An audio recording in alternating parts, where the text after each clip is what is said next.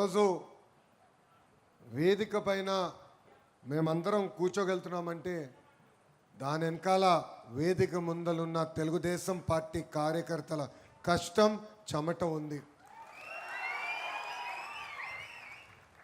ఎన్ని రకాలుగా ఇబ్బంది పెట్టినా ఎత్తిన పసుపు జెండా దించకుండా మడిమ తిప్పకుండా తెలుగుదేశం పార్టీకి కాపలా కాసింది తెలుగుదేశం పార్టీ కార్యకర్తలే. మీకు ఎంత చేసినా మీ రుణం నేను తీర్చుకోలేను. ఆనాడు యువగలం పాదయాత్రలో నేను ఇదే గడ్డపై పాదయాత్ర చేస్తే ఆనాటి పాలకులు నా పైన కోడిగుడ్లు విసిరేశారు. అయినా కార్యకర్తలు ఒకే ఒక మాట చెప్పారు, తగ్గేదే లేదు, ముందరికి నడుద్దామని. అడుగడుగున ఇబ్బంది పెట్టాలని ప్రయత్నించారు, కానీ మనం భయపడలేదు. మీ లోకేష్ యువగల పాదయాత్ర ఆపేదానికి ప్రయత్నించారు. ఆనాడు GO1 తీసుకొస్తే మడిచి ఎక్కడ పెడతావు పెట్టుకోపో, ఈ యువగలం పాదయాత్ర ఆగద్దని చెప్పా. ఎప్పుడూ ఊహించిన విధంగా 175 స్థానాల్లో మనం పోటీ చేస్తే 164 స్థానాలు మనం కైవసం చేసుకుంటాం జరిగింది. అంతేకాదు దేవుడి గడప కడప గడ్డ. కడప జిల్లా అనేది తెలుగుదేశం పార్టీ కంచుకోటలాగా ఉండేది. అలాంటిది సుమారుగా 2 ఎన్నికలు మనం ఇబ్బంది పడ్డాం. కానీ తిరిగి మీ అందరి శ్రమతో తెలుగుదేశం పార్టీ కంచుకోటగా కడప జిల్లాని తీర్చిదిద్దాం. ప్రొద్దుటూరు అంటేనే చాలా పవర్ఫుల్. ఇక్కడ ప్రజలు ఎంత గట్టిగా ఉంటారో అంత గట్టిగానే మా పసుపు సైన్యం కూడా ఉంటుంది. సీతారాములు నివసించిన పవిత్రమైన భూమి మన ప్రొద్దుటూరు. కనికా పరమేశ్వరి ఆలయం, శోషమల్లి దర్గా, RCM చర్చ్ ఉన్న పుణ్యభూమి మన ప్రొద్దుటూరు. ప్రొద్దుటూరుని మినీ ముంబై అంటారు. ఎందుకంటే వ్యాపారంలో మీరు అమ్మ స్పీడు, మీ బ్లడ్లోనే వ్యాపారం ఉంటుంది. నేను అనేక సార్లు చెప్పా, రాష్ట్ర ఎన్నికలు మొత్తం ఫండింగ్ ఒక ప్రొద్దుటూరు నియోజకవర్గం చేయగలుగుతుంది. అబ్బా, ఏకంగా బంగారం వ్యాపారంలో కూడా మీరు నంబర్ 1. ఏ వ్యాపారం మీరు వదిలిపెట్టరు, అనుకుంటే చేసి తీరుతారు. ఆ పట్టుదలనే ప్రొద్దుటూరుకి పునాది అని ఈ సభాముఖంగా చెప్తున్నా. ఇప్పుడు రాయలసీమని గోల్డ్ హబ్గా చంద్రబాబు నాయుడు గారు మార్చుతున్నారు. మనం చూసాం, జొన్నగిరి స్వర్ణగిరిగా మారింది. అక్కడ ఏకంగా ఈరోజు బంగారం తయారు చేసుకునే పరిస్థితి NDA ప్రభుత్వానికి వచ్చింది. తెలుగుదేశం పార్టీ ఆవిర్భావం తర్వాత 4 సార్లు ప్రొద్దుటూరు నియోజకవర్గం గెలుస్తాం జరిగింది. ప్రతిపక్షంలో ఉన్నా అధికారంలో ఉన్నా ఎప్పుడూ ప్రొద్దుటూరుని అభివృద్ధి చేసిన వ్యక్తి మన నాయకుడు చంద్రబాబు నాయుడు గారు. ప్రొద్దుటూరుని ముందలు తీసుకెళ్ళాలి, అన్ని రంగాల అభివృద్ధి చేయాలి లక్ష్యంతో ఆనాడు మన అడుగులు వేస్తూ వెళ్ళాం. మీరందరూ ఒకటే గుర్తుపెట్టుకోవాలి, యువగలం పాదయాత్రలు నేను చెప్పా, రాయలసీమకి క్యాన్సర్ గడ్డ లాంటి వ్యక్తి జగన్మోహన్ రెడ్డి అని. 5 సంవత్సరాల అధికారంలో ఉన్నాడే, కనీసం ఒక్క పరిశ్రమను తీసుకొచ్చాడా? ఒక్క పరిశ్రమ చేత ఎక్స్పాన్షన్ చేపించాడా అని అడుగుతున్నా. ఏమనంటే రాయలసీమ బిడ్డ అంటాడు. ఎంత అన్యాయం ఒక్కసారి ఆలోచించాను. ఆనాడు బ్రాహ్మణి స్టీల్ అనే ఒక కంపెనీ తీసుకొచ్చాడు. ఆ కంపెనీకి సుమారుగా 11,000 ఎకరాలు 18,000 రూపాయలకి ఇచ్చారు. ఇంకొక 3,000 ఎకరాలు 25,000 రూపాయలకి ఆ కంపెనీకి ఇచ్చారు. ఆనాడు మనందరికీ సినిమా చూపించారు. ఆ ఉక్కు ఫ్యాక్టరీ వల్ల 10,000 మందికి ఉద్యోగాలు, ఇండైరెక్ట్గా 1,00,000 మందికి ఉద్యోగాలు వస్తుందని. ఆ ఫ్యాక్టరీ వస్తుంది కనుక ఒబ్బలాపురం గన్లు కూడా ఇస్తున్నామని ఆనాడు చెప్పారు. గన్నులు దవ్వుకున్నారు. కంపెనీ పేరు కూడా రెడ్ గోల్డ్ అని పేరు పెట్టారు. డబ్బులంతా విదేశాలకు పంపించేశారు. ఏకంగా ఒక దొంగ పేపర్ ఉంది, పేపర్ పేరేంటి, దొంగ పేపర్ పేరేంటి, సాక్షిలో కూడా పెట్టుబడి పెట్టారు. అంటే ఎంత అన్యాయమో చూడండి. 14,000 ఎకరాలు ఇచ్చారు. ఒక్క పరిశ్రమను వచ్చిందా? ఒక్కరికైనా ఉద్యోగం వచ్చిందా? స్టీల్ బయటికి వచ్చిందా అని అడుగుతున్నాం. అదే మనం కష్టపడి ఈరోజు పరిశ్రమలు తీసుకొస్తే ఆ పార్టీలో ఒక జంపింగ్ జపాంగ్ ఉన్నాడు. ఎవడో మీకే బాగా తెలుసా బా, మన దగ్గర నుంచే పోయినాడు, అన్నీ అనుభవించి పోయినాడు జంపింగ్ జపాంగ్. అక్కడికి వెళ్ళి పెద్ద మాటలు మాడుతున్నాడు. అయా నువ్వు ఇన్ని మాటలు మాడుతున్నావే, మీ నాయకుడిని ముందల ప్రశ్నించు, 5 సంవత్సరాలు కడప జిల్లాకి పీకింది ఏంటని అడుగుతున్నా. చివరికి పులివెందల కూడా నీళ్ళిచ్చింది మన నాయకుడు చంద్రబాబు నాయుడు గారు. వాళ్ళు మాటలు మాడతారు. సోలార్ కంపెనీ తీసుకొస్తే ఏదో అన్యాయం జరిగిందంటారు. దాల్మియా సిమెంట్స్ ఎక్స్పాన్షన్కి తీసుకొస్తే ఏకంగా ఆ ఊర్లని తిరిగి మీరు అంగీకరించదని చెప్తారు. ఇన్ఫ్యాక్ట్ అదే నాయకులు అధికారులు ఉన్నప్పుడు ఆ ఫ్యాక్టరీకి లీగల్ నోటీస్ పంపించి ఎందుకు మిమ్మల్ని మూయకూడదని కూడా నోటీస్ ఇష్యూ చేశారు. అడిగాను ఆ కంపెనీ యజమాని, ఎందుకు వచ్చింది అబ్బా నీకు లీగల్ నోటీస్ అంటే, నెల నెల మామూలు పంపించమన్నారు, నేను ఇవ్వనని చెప్పాను, అందుకే నాకు లీగల్ నోటీస్ ఇచ్చారబ్బా అని చెప్పాడు. అంటే ఒక కంపెనీని తరిమేసేదానికి ఎన్ని రకాలుగా ప్రయత్నించారో ఇది ఇక్కడున్న కడప ప్రజలందరూ ఒక్కసారి గమనించాలి. అదే మన ముఖ్యమంత్రి చంద్రబాబు నాయుడు గారు 4వ ప్రమాణ స్వీకారం చేసిన వెంటనే ఏకంగా జేఎస్డబ్ల్యూ పనులు పరిగెత్తిస్తున్నాం. ఎస్ఏఎల్ ద్వారా ఈరోజు సోలార్ విద్యుత్ తయారు చేసే పరిశ్రమను తీసుకొచ్చాం. అంతేకాదు ఇప్పుడు దాల్మియా సిమెంట్స్, స్మార్ట్ కిచెన్స్, ఇక ఐటీలో కూడా పెద్ద ఎత్తున యువకుల్ని ప్రోత్సహించేదానికి స్టార్టప్ సెంటర్ కూడా ఏర్పాటు చేసింది ఈ కూటమి ప్రభుత్వం. ఇక్కడితోనే ఆగం. కడప జిల్లాకి పరిశ్రమలు తీసుకొస్తాం. హార్టికల్చర్లో కూడా పెద్ద ఎత్తున ప్రోత్సహించే బాధ్యత మనం తీసుకుంటామని ఈ సభాముఖంగా మీ అందరికీ తెలియజేస్తున్నాం. గొడ్డలి పార్టీ అధికారంలో ఉన్నప్పుడు ప్రొద్దుటూరు నియోజకవర్గంలో ఏం జరిగిందో ఒక్కసారి మనం అందరం గమనించాలి. ఎందుకంటే మనం కూడా మర్చిపోతాం. ఈరోజు పోలీస్ సోదరులందరూ సెల్యూట్ కొట్టినప్పుడు కష్టకాలాలు మర్చిపోతాం. నాకు ఇప్పుడు కూడా గుర్తుంది, ఆనాడు చంద్రబాబు నాయుడు గారిని ఇంటి నుంచి బయటికి రానిలేదు. ఏ గేట్ల దగ్గర అయితే ఈరోజు సెల్యూట్ కొడుతున్నారో ఆ గేట్లకి తాళ్ళు కట్టించారు జగన్. మన నియోజకవర్గానికి చెందిన మన నాయకుడు నందన్ సుబ్బయ్యని ఎంత కిరాతకంగా చంపేశారో మనందరం చూసాం. ఆ కుటుంబానికి అండగా నిలబడింది తెలుగుదేశం పార్టీ. ఆ పిల్లల్ని ఈరోజు కూడా చదివిస్తుంది మన తెలుగుదేశం పార్టీ. అంటే గొడ్డలి పార్టీలో ఏకంగా మన కార్యకర్తలను అదే గొడ్డలతో చంపేశారు, అరాచకాలు చేశారు, ప్రజల్ని ఇబ్బంది పెట్టారు, అడుగడుగున కార్యకర్తలను కూడా ఇబ్బంది పెట్టారు. ఇది ఇక్కడున్నా మనందరం మర్చిపోకూడదు. కష్టకాలాలు ఎప్పుడు మర్చిపోకూడదు. ఎంత ఇబ్బంది పెట్టామో మనందరం ఒక్కసారి గుర్తుపెట్టుకోవాల్సిన అవసరం ఉంది. నేను కూడా ఇప్పుడు నలిసిపోతే యుగలం పాదయాత్ర పుస్తకం తిప్పుతా, అప్పుడు గుర్తొస్తున్నారు, ఇంత కష్టపడ్డాం, ఇంత ఇబ్బందులు ఎదుర్కొన్నాం, ఈ కష్టానికి ఏముంది, ఇంకొక 5 గంటలు కష్టపడదాం అనే ఆలోచన నాకు వస్తుంది. సో ప్రతిపక్షంలో అనేక ఇబ్బందులు ఎదుర్కొన్నాం, ఇది మనందరం గుర్తుపెట్టుకోవాలని ఈ సభాముఖంగా కోరుతున్నాం. మనందరం చూసాం, వాళ్ళ హయాంలో బ్రహ్మణి స్టీల్ కుంభకోణం జరిగితే మన హయాంలో జేఎస్డబ్ల్యూ తీసుకొచ్చాం. వాళ్ళ హయాంలో ఏకంగా రక్తం పారితే ఈరోజు మన హయాంలో కడప జిల్లాలో ఉద్యోగాలు పారుతున్నాయి. వాళ్ళ హయాంలో ఫ్యాక్షనిజం ఉందంటే మన హయాంలో ఫ్యాక్టరీలు తీసుకొచ్చిన ఘనత. ఇది ప్రతి కార్యకర్త గుర్తుపెట్టుకోవాలి. ప్రతి గడప దొక్కినప్పుడు ప్రజల్లోకి తెలియజేయాలని ఈ సభాముఖంగా కోరుతున్నాం. మీ అందరూ తెలుసు, 2025 మహానాడును మారుతున్న కాలానికి సిద్ధాంతాలు కూడా కొన్ని మెరుగుపరుచుకున్నాం. 6 శాసనాలు మనం ప్రకటించుకున్నాం. దాంట్లో నాకు మనసుకు దగ్గరగైన శాసనం కార్యకర్తనే మా అధినేత. ఇది చెప్పి వెళ్ళిపోతాం కాదు. నియోజకవర్గానికి గౌరవ ముఖ్యమంత్రి చంద్రబాబు నాయుడు గారు కానీ మీ లోకేష్ వచ్చినప్పుడు కార్యకర్తలు కలిసి వేరే కార్యక్రమాలకు వెళ్తాం జరుగుతుంది. ఏనాడు మిమ్మల్ని కలవకుండా మేము తిరిగి వెళ్తాం జరగట్లేదు. ఎందుకంటే కార్యకర్తలు తెలియాలి, మీ సమస్యలు మేము తెలుసుకోవాలి, ఆ సమస్యలు పరిష్కరించే మార్గంలో మేము పనిచేయాలని. ఇక్కడున్న కార్యకర్తలందరూ విషయం కోరుతున్నాం. మంది ఒక పెద్ద కుటుంబం, 1,06,00,000 సభ్యులున్న కుటుంబం. ఇబ్బందులు ఉంటాయి, సమస్యలు ఉంటాయి, మనం కూర్చుని మనం పరిష్కరించుకోవాలి.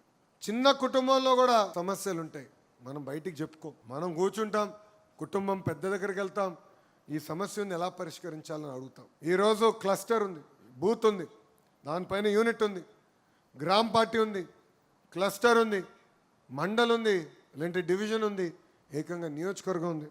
దాని తర్వాత పార్లమెంట్ పార్టీ అధ్యక్షులు ఉన్నారు, జోనల్ కోఆర్డినేటర్ ఉన్నారు, ఇన్ఛార్జ్ మార్చులు ఉన్నారు. మన సమస్యలు పరిష్కరించే వరకు మనం వదిలిపెట్టకూడదు. పార్టీలో సంస్కరణలు తీసుకొచ్చడానికి నేను అహర్నిశలు కష్టపడ్డా.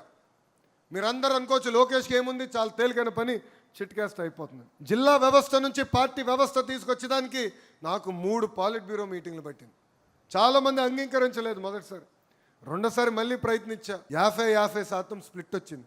నేను వదిలిపెట్టలా. మీటింగ్ అయిన తర్వాత మళ్ళీ పెద్దలతో మాట్లాడా. మళ్ళీ నెక్స్ట్ పాలిట్ బ్యూరో మీటింగ్ తీసుకొచ్చి అనుకున్న సంస్కరణలు నేను సాధించా. ఇది మీ అందరికి ఎందుకు చెప్తున్నానంటే సమస్యలు ఉంటాయి, పరిష్కరించుకోవాల్సిన బాధ్యత మనందరిపైన ఉందని మీకు తెలియజేస్తున్నా. అంతేగాని మీడియాకి ఎక్కి మనము పార్టీని ఇబ్బంది పెట్టే పరిస్థితి రాకూడదు. ఈరోజు నేను అనుకున్న నిర్ణయాలకి అన్నీ బాబు గారు అంగీకరించవచ్చు, నేను అనుకునే అన్నీ అవ్వకపోవచ్చు. బాబు గారితో నేను చర్చిస్తా 4 గోడల మధ్యన, బాబు గారితో హోరాహోరీగా మాడతా 4 గోడల మధ్యలో. బయటికి వచ్చిన తర్వాత ఒకే నినాదం, జై తెలుగుదేశం, జై చంద్రబాబు నాయుడు గారు. ఇది ఇక్కడున్న ప్రతి కార్యకర్త గుర్తుపెట్టుకోవాలని కోరుతున్నాను. పెద్దలు వరదరాజుల రెడ్డి గారు ఈరోజు శాసనసభ్యుడిగా మన ముందలు ఉన్నారు. వరదరాజుల రెడ్డి గారు కూడా కొన్ని విషయాలు చెప్పదలుచుకున్నారు. ప్రతిపక్షంలో నేను పాదయాత్ర చేసినప్పుడు అనేక మంది నాయకులు నాతో నడిచారు, కార్యకర్తలు నాతో నడిచారు. వాళ్ళందరూ ఎవరో మనకు అందరికీ బాగా తెలుసు. వాళ్ళందరినీ కూడా కలిసికట్టుగా తీసుకెళ్ళి ప్రోత్సహించాల్సిన బాధ్యత పెద్దలుగా మీ పైన ఉందని ఈ సభాముఖం మీకు తెలియజేస్తున్నా. ఇక్కడ వర్గాలు ఉండవు, ఒకే పార్టీ, అది తెలుగుదేశం పార్టీ ఉంటుంది. ఎవరన్నా వర్గాలు చేయాలనుకుంటే తలుపురు సిద్ధంగా ఉంది, మీరు వెళ్ళొచ్చు. ఆ వర్గాల వల్లనే పార్టీ నష్టపోతుంది. ఆ వర్గాల వల్లనే కంచుకోట లాంటి కడప జిల్లాలో మనం ఇబ్బంది పట్టాం. ఇక్కడున్న కార్యకర్తలందరూ కూడా పిలిపిస్తున్నా, వర్గాలకి దూరంగా ఉండండి, పార్టీని నమ్ముకోండి, మిమ్మల్ని పైకి తీసుకొచ్చే బాధ్యత మీ లోకేష్ అని సభాముఖంగా తెలియజేస్తున్నా. మీ అందరు తెలుసు మై టీడీపీ యాప్ కూడా తీసుకొచ్చాం. చాలామంది అడిగారు నన్ను, ఎందుకబ్బా ఈ యాప్, ఈ టెక్నాలజీని, కూర్చోండి, టెక్నాలజీ ఎందుకని అడిగారు. ఈరోజు గ్రామ స్థాయిలో ఎవరు పనిచేస్తున్నారు, బూత్ స్థాయిలో ఎవరు పనిచేస్తున్నారు తెలుసుకోవాలంటే ఏదో మార్గం ఉండాలి. సుమారుగా 4 లక్షల మంది నాయకులు ఉన్నారు తెలుగుదేశం పార్టీలో. 4 లక్షల నాయకుల్ని జల్లెడు పట్టాలంటే టెక్నాలజీ అవసరం. అందుకే మై టీడీపీ యాప్ డౌన్లోడ్ చేసుకోమంటున్నా. మీరు చేస్తున్న ప్రతి కార్యక్రమం పార్టీకి తెలియజేయాలంటే ఆ యాప్ని వినియోగించమని ఈ సభాముఖం మిమ్మల్ని కోరుతున్నా. ఇక్కడున్నా మిమ్మల్ని అందరిని అడగాలి, ఎంతమందికి మై టీడీపీ యాప్ ఉందో చేతులు పైకి ఎత్తండి. అందరూ ఇప్పుడు ఎత్తుతారు, ఫోటోలకు వస్తారో చెక్ చేస్తారు, లేకపోతే నో ఫోటో. అంగీకరిస్తున్నారా?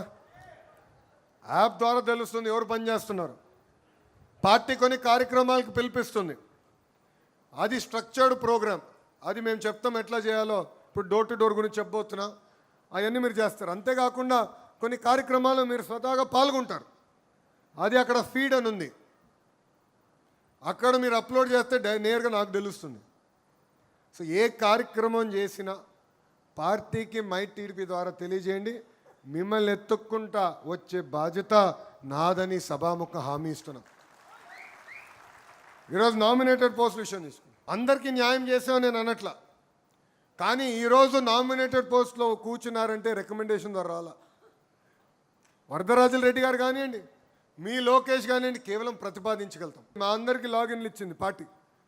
మేము ఎవరైనా ప్రతిపాదించాలంటే మీ సభ్యత్వ నంబర్ పెట్టి 5 ప్రశ్నలు అడుగుతుంది పార్టీ, అది మేము తెలియజేస్తాం.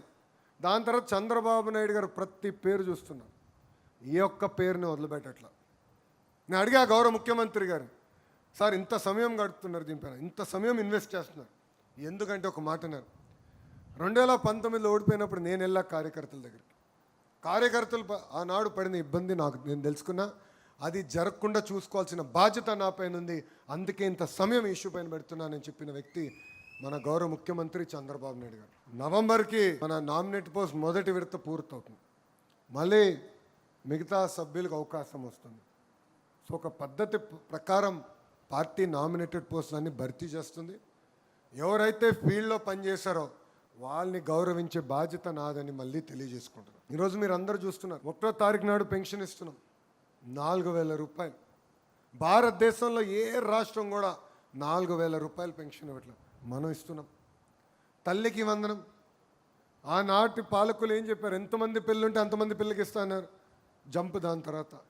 అలాంటిది మనం అధికారంలోకి వచ్చిన తర్వాత ఇంట్లో ఎంతమంది పిల్లలున్నా అంతమంది పిల్లలకి ఇస్తా అని చెప్పాం. మొదటి సంవత్సరం వేసాం. ఈ సంవత్సరం జూలై 24 కల్లా తల్లి అకౌంట్లో తల్లికి వందనం కూడా జమ చేయబోతున్నాం. 3 గ్యాస్ సిలిండర్ ప్రతి ఏడా ఇస్తున్నాం. స్త్రీ శక్తి కింద మహిళలు ఉచితంగా ప్రయాణించే హక్కు కల్పిస్తున్నాం. ఏకంగా మత్స్యకార సేవలో డబ్బులు వేస్తాం. ఆటో వాళ్ళ సేవలో డబ్బులు వేస్తున్నాం. మా చేనేత సోదరులతో హ్యాండ్లూమ్ ఉంటే 200 యూనిట్ల కరెంటు, పవర్ లూమ్ ఉంటే 500 యూనిట్ల కరెంటు ఉచితంగా అందజేస్తున్నాం. ఇలా ఇచ్చిన హామీలని ఒక పద్ధతి ప్రకారం నిలబెట్టుకుని ముందరికి వెళ్తున్నాం. మీ అందరు చూశారు, ఆనాడు అన్న క్యాంటీన్లు అన్నీ మూసేస్తే ఆ అన్న క్యాంటీన్లు కూడా తిరిగి ప్రారంభించింది కూటమి ప్రభుత్వం. యువకులు పడుతున్న ఇబ్బందులు నాకు తెలుసు. పాదయాత్రలో వాళ్ళందరినీ కలిసా, మిమ్మల్ని కలిసా. వాళ్ళు ఒకటే చెప్పారు, అయా ప్రభుత్వం ప్రైవేట్ రంగంలో ఉద్యోగాలు కల్పించండి మాకు చాలని చెప్పారు. అందుకే మన ప్రభుత్వ అధికారంలోకి వచ్చిన మొదటి సంవత్సరంలోనే మెగా డిఎస్సి ఏర్పాటు చేసి 16,000 పోస్టులు భర్తీ చేసుకోవడం జరిగింది. 250 కేసులు వేశారు ఆ డిఎస్సి పైన. స్టే ఆర్డర్ ఎక్కడ రాలేదు. 6,000 కానిస్టేబుల్ పోస్టులు భర్తీ చేశాం. ఇప్పుడు ఏకంగా జాబ్ క్యాలెండర్ కూడా విడుదల చేసి 10,000 పోస్టులు ఈ సంవత్సరంలో భర్తీ చేస్తాం. ప్రతి సంవత్సరం జాబ్ క్యాలెండర్ కూడా ఇచ్చే బాధ్యత మేము తీసుకుంటాం. ఈరోజు భారతదేశంలో 100 రూపాయలు పెట్టుబడులు వస్తే 25 రూపాయలు ఆంధ్ర రాష్ట్రం ఎత్తుక్కుంటూ వస్తుంది. పరిశ్రమలు తీసుకొస్తున్నాం, గ్రౌండింగ్ అవుతున్నాయి. పెద్ద ఎత్తున ప్రైవేట్ రంగంలో కూడా నిరుద్యోగ యువకులకి ఉద్యోగాలు కల్పించే బాధ్యత కూడా మేము తీసుకుంటాం. ఇది ప్రజల్లోకి తీసుకెళ్లాల్సిన అవసరం ఉంది. ప్రజల్లో చైతన్యం తీసుకురావాల్సిన అవసరం చాలా చాలా ఉంది. ఈరోజు మనం చూస్తున్నాం, రూపాయి సంపాదిస్తే ప్రభుత్వాలు రూపాయి 40 పైసలు ఖర్చు అవుతుంది. అంటే ప్రభుత్వ ఉద్యోగస్తుల జీతాలు కానివ్వండి, పెన్షన్లు కానివ్వండి, మన ఇస్తున్న సంక్షేమ అభివృద్ధి కార్యక్రమాలు కానివ్వండి, సుమారుగా రూపాయి 40 పైసలు ఖర్చు అవుతున్నాయి. మనం అభివృద్ధి కార్యక్రమాలు అంటే రోడ్లు వేయాలన్నా, బ్రిడ్జిలు వేయాలన్నా కేంద్ర ప్రభుత్వ సహకారంతో మనం చేయగలుగుతున్నాం. శాస్కి స్కీమ్ అని ఇలాంటి అనేక స్కీములతో అనుసంధానమై కానీ మనం చేయలేకపోతున్నాం. గత పాలకులు అప్పులు చేస్తూ బటన్ నొక్కినారు. ఆ అప్పులంతా ఈరోజు వచ్చి మన భారంగా మారింది. ఒక పక్కన వడ్డీ కట్టాలా, అసలు తీర్చాలా, మనం ఇచ్చిన హామీలు నిలబెట్టుకోవాలా, మళ్ళీ అభివృద్ధి కార్యక్రమాలు కూడా చేయాలి. కరెంటు ఛార్జీలు మనం పెంచలేదు, ఆర్టీసీ ఛార్జీలు మనం పెంచలేదు, చెత్త పైన పన్ను తీసేసాం. అంటే ఒక పక్కన ప్రజలపైన భారం తగ్గిస్తూ ఇంకో పక్కన ఎకనామిక్ యాక్టివిటీ పెంచి ఈరోజు మన సంక్షేమ కార్యక్రమాలు చేస్తున్నాం. మన ఆర్థిక శాఖ మార్చులు ఉన్నారు కేశవ్ గారు, ఆయనకు ముద్దుగా ఒక పేరు పెట్టినాం.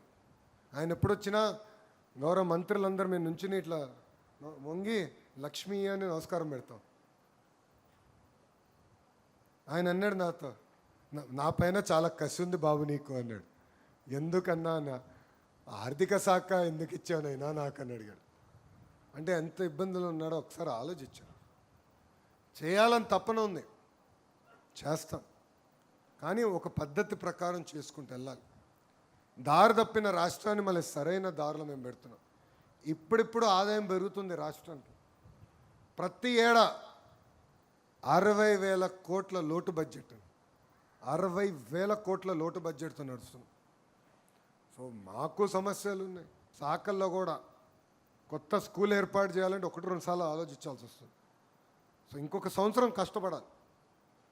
ముఖ్యమంత్రి గారు ప్రతి నెల రివ్యూ చేస్తున్నారు మమ్మల్ని.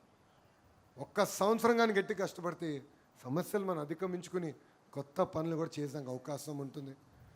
సో ఇక్కడ చాలామంది ఏమనుకుంటున్నారంటే, ఏముందిలే అబ్బా ఇంకా 10 పనులు చేయి, ఆ స్కూల్ నీకేముంది, నువ్వు మంత్రివి, చిట్కేస్తే అయిపోవాలి కదా, అంత తేలికుంటే నేనే చేస్తా కదా స్వామి. సమస్యలు ఉన్నాయి. ఒక తల్లికి వందనం కింద 10,000 కోట్లు ఖర్చు చేస్తున్నాం. పెన్షన్ కింద 30,000 కోట్లు ఖర్చు పెడుతున్నాం.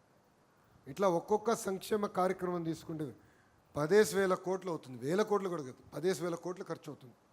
ఏ రాష్ట్రం చేయని విధంగా మన రాష్ట్రంలో సంక్షేమం జరుగుతుంది. ఇది ప్రజలకి తెలియజేయాల్సిన బాధ్యత మనందరిపైన. మనం ప్రజలకి గుర్తు చేయాలి. ఆనాడు మాట్లాడాలంటే భయపడే పరిస్థితి. ఆనాడు సోషల్ మీడియాలో పోస్ట్ పెట్టాలన్నా భయపడే పరిస్థితి, ఆనాడు ఇంటి నుంచి బయటికి వెళ్ళాలంటే భయపడే పరిస్థితి, మహిళలపైన గతంలో ఎలాంటి దాడులు జరిగినాయో మనందరం చూసాం. సో ప్రజలకి ఇది తెలియజేయాల్సిన బాధ్యత మనందరిపైన ఉంది. సంక్షేమ అభివృద్ధి రెండు జోడెద్దుల బండి, ఆ రెండు ముందలు తీసుకెళ్తాం. కానీ లా అండ్ ఆర్డర్ని ఎంత మెరుగుపరిచామో ప్రజలకి తెలియజేయాలని ఈ సభాముఖం మిమ్మల్ని అందరూ కోరుతున్నా. ఎస్ఐఆర్ ప్రక్రియ ఇప్పటికీ చాలా వరకు పూర్తయింది, మిగిలిన ఉందంటే జాగ్రత్తగా చూసుకోండి. దాని తర్వాత డోర్ టు డోర్ కార్యక్రమం స్టార్ట్ అవుతుంది. డోర్ టు డోర్ కార్యక్రమాలు అందరూ భాగస్వామ్యం అవ్వాలి, ఒక బాధ్యతగా తీసుకోవాలి, కసితో పనిచేయాలి. అప్పుడే మనం ఆశించింది మనం సాధించగలుగుతాం. ప్రభుత్వ కొనసాగింపు అనేది చాలా చాలా అవసరం. మీరు గుజరాత్ చూడండి, ఒరిస్సా చూడండి, ఒకే పార్టీ వరుసగా వచ్చేగల ఏ స్థాయికి అభివృద్ధి చెందారు. మనం చూసాం 2019 నుంచి 24 వరకు ఒక సైకో ముఖ్యమంత్రి దారి తప్పింది రాష్ట్రాన్ని. ఎంత ఇబ్బందులు పడ్డాం, రాష్ట్రం ఎంత ఇబ్బంది పడింది. కరెంటు ఛార్జీలు 6 సార్లు పెంచారు, ప్రజల్ని అన్ని రకాలుగా పీడించారు, చెత్త పైన పన్నేశారు. ఇది ప్రజలకు చెప్పాలి. సో ప్రభుత్వం కొనసాగింపు అనేది చాలా చాలా అవసరం. ఇక్కడ కార్యకర్తలు అందరం భాగస్వామ్యం అవ్వాలి. ఎందుకంటే మన పార్టీలో ఒక జబ్బు ఉందండి, అలక. ఒక కార్యకర్త ఆవేదనతో ఒక పోస్ట్ పెడతాడు, ఆ సమస్యని పరిష్కరించాల్సిన బాధ్యత మనందరిపైన ఉంది. సో బూత్ స్థాయి అయితే బూత్ పార్టీ అధ్యక్షుడు చేయాలి, గ్రామ స్థాయి అయితే గ్రామ పార్టీ అధ్యక్షుడు చేయాలి, మండల స్థాయి అయితే మండల పార్టీ అధ్యక్షుడు చేయాలి. సమస్యలు ఉంటాయని చెప్పారు, కానీ సమస్యలు పరిష్కరించుకోవాల్సిన బాధ్యత మనందరిపైన ఉంది. వ్యవస్థ ఉంది, మీకోసం పనిచేస్తున్నాం. ఏ సమస్య చిన్నది కాదు, ఏ సమస్య పెద్దది కాదు. సమస్య ఉంటే అది పరిష్కరించుకోవాలి. కూర్చుందాం, ఓర్పు సహనంతో మన సమస్యలు మనమే పరిష్కరించుకోవాలి. కానీ అలిగి ఇంట్లో పడుకుంటే నష్టపోయేది మనమే. 5 సంవత్సరాలు నరకం అనుభవించాం, 5 సంవత్సరాలు ప్రాణహానితో బతికాం. మళ్ళీ అదే పరిస్థితి వస్తుంది. ఇది మనందరం గుర్తుపెట్టుకోవాలి. ఈరోజు జనసేన పార్టీ ఉంది, ఇంకో పక్కన భారతీయ జనతా పార్టీ ఉంది. మన 3 పార్టీలు కలియక ఆంధ్ర రాష్ట్ర అభివృద్ధి కోసం, ఆంధ్ర రాష్ట్ర ప్రగతి కోసం ఆంధ్ర రాష్ట్రాన్ని ముందలు తీసుకెళ్ళారు. సో మన కుటుంబం కాస్త కొంచెం పెద్ద కుటుంబం. జనసేన ముసుగులో ఎవరో ఒకరు మనం తిట్టాడు, వైకాపోలు తిడతారు. జనసేన అని పేరు పెట్టుకుని ఆ రంగులు పెట్టుకుని మనని తిడతారు. మనకు ఆవేదన వచ్చి మనం తిడతాం, అంటే మన మధ్య చిచ్చు పెడతాం. లేదంటే భారతీయ జనతా పార్టీ ముసుగులో మనం తిడతారు, లేదంటే మన ముసుగులో వాళ్ళని తిడతారు. అంటే మన మధ్యలో ఐక్యత లేకుండా చేయాలని ప్రయత్నిస్తారు. కానీ మీ అందరూ ఒకటి చెప్తున్నా, ఏది ఏమైనా ఈ 3 పార్టీలు కలిసికట్టుగా ఉంటాయి, కలిసికట్టుగా రాష్ట్రాన్ని అభివృద్ధి చేస్తాయి. ఇది నేను ఎందుకు చెప్తున్నానంటే, ఇండియా టుడే కాన్క్లేవ్ గెలిగా మొన్నటిగా, దాని ముందర దానికి వెళ్ళా. అక్కడ వాళ్ళు అడిగారు 29 మీరు కలిసే పోటీ చేస్తున్నారంటే, ఎస్ 29 మేము కలిసే పోటీ చేస్తున్నాం అని చెప్పా. ఆ వీడియో మా పవన్ అన్న చూశారు. అన్న చూసిన తర్వాత నాకు ఫోన్ చేసి, అరే 3 టర్మ్లు అంటే నువ్వు 1 టర్మ్ అంటున్నావు ఏంటినా అన్నాడు. అన్న నేనేదో అక్కడ అడిగిన ప్రశ్నకి సమాధానం చెప్పా. 100% 3 కాదు 5 టర్ములు కలిసికట్టుగా పోటీ చేద్దాం, ఆంధ్ర రాష్ట్రాన్ని కలిసికట్టుగా నంబర్ 1 చేద్దాం అని చెప్పాను. ఈరోజు ప్రధానమంత్రి గారు కూడా అహర్నిశలు కష్టపడుతున్నారు, మనం అడిగిన అన్ని కోరికలు ఆయన తీరుస్తున్నారు. విశాఖకు ప్రైవేటీకరణ చేయొద్దన్నాం, చేయలేదు. విశాఖకి రైల్వే జోన్ మనం ఇచ్చారు. అనంతపూర్కి ఏకంగా ఫైటర్ జెట్లు తయారు చేసే పరిశ్రమలు ఇవ్వండి అంటే ఇచ్చారు. బీపీసీఎల్ రిఫైనరీ ఇవ్వండి అంటే ఇచ్చారు. ఇట్లా అడిగిందంతా ఒక సిస్టమేటిక్గా ఆయన చేసుకుంటూ వెళ్తున్నారు. ఈరోజు మన ఇంత ఆర్థిక ఇబ్బందులున్నా మనం సంక్షేమ అభివృద్ధి చేయగలుగుతున్నాం అంటే దాని వెనకాల కేంద్ర ప్రభుత్వం సహకారం కూడా చాలా చాలా ఉంది. ఇది మనందరం గుర్తుపెట్టుకోవాలి. 3 పార్టీ కలయిక కేవలం రాష్ట్రానికే కాదు దేశానికి కూడా చాలా అవసరం. ఎందుకంటే right time, right person, right leader. ఈరోజు నరేంద్ర మోడీ గారు ప్రధానమంత్రిగా, గౌరవ ముఖ్యమంత్రి చంద్రబాబు నాయుడు గారు ముఖ్యమంత్రిగా మనం నడిపించగలుగుతున్నారు. కనుకనే మనకు సమస్యలు లేకుండా ముందరకెళ్తున్నాం. ఇది దయచేసి ఇక్కడున్న కార్యకర్తలందరినీ గుర్తుపెట్టుకోవాలని ఈ సభాముఖంగా మీ అందరు తెలియజేసుకుంటూ కలిసికట్టుగా పనిచేద్దాం. నాడు నేడు ఎప్పుడు నా నినాదం ఒకటే, కార్యకర్తనే మా అధినేత. సో మీకు అందుబాటులో ఉంటాం, మీ సమస్యలు పరిష్కరిస్తాం, అహర్నిశలు కష్టపడతామని ఈ సభాముఖంగా మీ అందరు తెలియజేసుకుంటూ 2-3 విషయాలు. ఒకటి, 2019 ముందల ఎవరైతే ఉపాధి హామీ నీరు చెట్టు కింద పని చేశారో మీరు మీ ఇంట్లో కూర్చుని డబ్బులు రాలేదంటే నాకు తెలీదు స్వామి. ఒక వ్యవస్థ ఉంది పార్టీ ఆఫీస్లో, అక్కడ శ్రీకాంత్ అని ఒక వ్యక్తి ఉన్నాడు. బిల్స్ అని ఇవ్వండి, పెండింగ్లో 5-10% ఉంది, అది యుద్ధ ప్రాతిపదికంగా క్లియర్ చేసే బాధ్యత నేను తీసుకుంటా. రెండోది కేసులు. చాలామంది కేసుల విషయం మర్చిపోతున్నారు. అధికారంలోకి వచ్చా కనుక ఎవరో సెల్యూట్ కొడుతున్నారులే ఏమవుతుంది అనుకుంటే మళ్ళీ ఇబ్బంది పడతాం. కరెక్ట్గా ఎలక్షన్ టైంకి వచ్చేగాల ఎలక్షన్ కమిషనర్లు కేసులు తీస్తారు. ఆ కేసులని దొంగ కేసులు, చేయని నేరాలపైన మన పైన కేసులు పెట్టారు. నా పైన కూడా పెట్టారు స్వామి 23 కేసులు. 23 కేసులు కానీ ఉన్నాయా? ఎక్కువ ఉన్నాయా? ఇక్కడ ఎవరికైనా ఎన్ని ఉన్నాయబ్బా? ఎన్ని? 23 ఉన్నాయి. 24 అంటే 24 ఉన్నాయంటావు. 23? Very good. సో ఒక్కరే ఉన్నారు 23 కేసులు. ఎస్సీ ఎస్టీ కేసు పెట్టారు.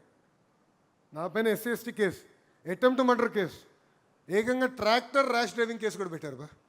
ట్రాక్టర్ని ర్యాష్ డ్రైవింగ్ చేయొచ్చని నాకు తెలియదు, ఆ కేసు కూడా పెట్టారు. అంటే ఎన్ని రకాల ఇబ్బంది పెట్టాలో పెట్టారు. పార్టీలో ఒక వ్యవస్థను పెట్టాం. పార్టీ ఆఫీస్కి రాండి, అక్కడ వ్యవస్థ ఉంది, మీకోసం పనిచేస్తుంది. ఎందుకంటే ఇప్పటివరకు మా దగ్గర ఉన్న సమాచారం మేరకు సుమారుగా 3000 ఎఫ్ఐఆర్లు ఉన్నాయి. దాంట్లో 30,000 మంది పేర్లు, యూనిక్ పీపుల్ పేర్లు, 30,000 మంది కార్యకర్తల పేరుంది. 80% ఇప్పటికీ క్లియర్ అయింది, 20% పెండింగ్. దయచేసి నిర్లక్ష్యంగా వివరించదు కేసుల ఇష్యూ అని నేను ఈ సభాముఖం మిమ్మల్ని అందరినీ కోరుకుంటూ, అహర్నిశలు కష్టపడదాం, ప్రతి గడప దొక్కుదాం, ప్రతి బూత్ గెలిస్తే నియోజకవర్గం గెలుస్తాం. నేను 91,000 మెజార్టీతో మంగళగిరి గెలిచిన, కానీ 20 బూతుల్లో ఇప్పటికీ నాకు మైనస్ ఉంది. 20 బూతులు సమీక్ష చేసుకున్నా, ఆ 20 బూతులు ఎందుకు మైనస్ వచ్చింది? నాయకత్వమా, మన ప్రవర్తననా, దేనివల్ల ఇబ్బంది పడుతున్నానని నేను సమీక్ష చేసుకున్నా. సో 91,000 మెజార్టీ వచ్చినప్పుడే నేను అంత కష్టపడుతుంటే మళ్ళీ మనందరం అంత కష్టపడాలి. ప్రతి బూత్ ఇంపార్టెంట్, ప్రతి ఓట్ ఇంపార్టెంట్. ప్రజల్లో తిరుగుదాం, ప్రజల్లో చైతన్యం తీసుకొద్దాం. అండ్ నేను ఇక్కడ మిమ్మల్ని అందరినీ చివరిగా కోరేది ఒకే ఒక విషయం, అహంకారం వద్దండి. 151 సీట్లు 11 అయిందంటే దానికి కారణం అహంకారం.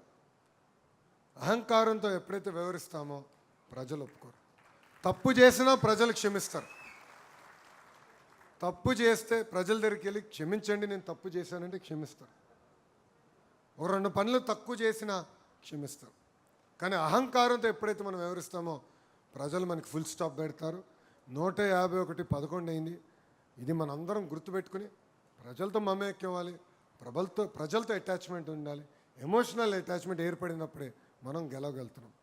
చాలామంది అడిగారు, మంగళగిరి నియోజకవర్గంలో మీకు అంత మెజార్టీ ఎందుకు వచ్చింది? అటాచ్మెంట్ ఏర్పడింది. మంగళగిరి వాళ్ళు ఎవరో ఎప్పుడు కలవాలన్నా, వేరే ఏ పనులున్నా మానేసుకుని మంగళగిరి ప్రజల్ని ఫస్ట్ కలుస్తాం. అన్ని సమస్యలను పరిష్కరించలేకపోవచ్చు, కానీ కూర్చుంటా, వాళ్ళతో మాట్లాడతా, చేయగలిగినంత వరకు వాళ్ళ సమస్యలను పరిష్కరిస్తాం. సో అటాచ్మెంట్ అనేది మీరు ఏర్పాటు చేసుకోవాలి. ఇక్కడ మీరు అందరికి ఉందా అటాచ్మెంట్? ఈరోజు బూత్ స్థాయిలో యూనిట్, క్లస్టర్, గ్రామ, మండల, స్టేట్ కమిటీలు వచ్చారు, ఫర్ నియోజకవర్గ కమిటీలు వచ్చాయంటే అటాచ్మెంట్ ఉంది కనుక వచ్చారు. కానీ అధికారులు వచ్చినప్పుడు కొంచెం స్పీడ్గా మాట్లాడచ్చు, స్పీడ్గా వ్యవహరించవచ్చు. అది చేయొద్దండి. అధికారంలో ఉన్న ప్రతిపక్షంలో ఉన్నట్టే ఆలోచించండి, అట్లనే పనిచేద్దామని ఈ సభాముఖం మీ అందరికీ తెలియజేసుకుంటూ అహర్నిశలు కష్టపడదాం, పార్టీ కోసం పనిచేద్దాం. అంతేకాకుండా ఒక చిన్న విషయం మర్చిపోయాను, కార్యకర్తల ఆరోగ్యం చూసుకోవాల్సిన బాధ్యత నా పైన ఉంది. ఇక్కడ ఏం జరుగుతుందంటే, క్లస్టర్ యూనిట్ వాళ్ళు ట్రైనింగ్కి వచ్చారు, రక్త పరీక్షలు చేయించాం.